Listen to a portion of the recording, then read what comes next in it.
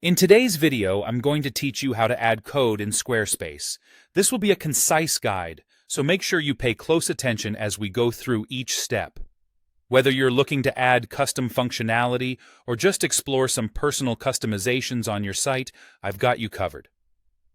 So let's dive right in. First, you'll want to navigate to Squarespace. Once you're on their homepage, the next step is to click on Get Started. This step is crucial because it will bring you into your account dashboard, which serves as the control center for all your website editing needs. Now that you're on the dashboard, look for the option to edit your site. If you need to start making changes, this is where it all begins. Clicking Edit Site will take you to the main editing interface where you can adjust templates, layouts, and of course, add your custom code. It's designed to be user-friendly, even for those who might not be too tech-savvy, so feel free to explore the different features it offers. Once you're ready to add the code, go to the specific page where you want this code to appear. Think about exactly where this code will make the most impact, maybe on your home page or a particular product page. You know your site best, so choose a location that aligns with your website's goals. When you're on the right page, click on Plus Add Block. This button is usually located in the toolbar and is your gateway to adding various elements to your page. In the list of options, select Code.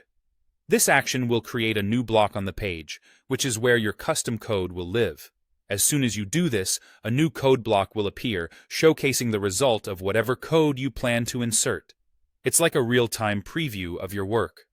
Double-click on the space within this block, and you'll notice that a coding field becomes visible. This is your canvas to implement scripts, HTML, CSS, or JavaScript, depending on what you're aiming to achieve. Go ahead and put your coding skills to the test here. Once you've finished inputting your code, you can simply click outside of the coding field.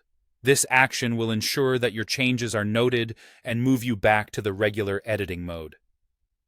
Finally, and this is an important step, don't forget to click Save.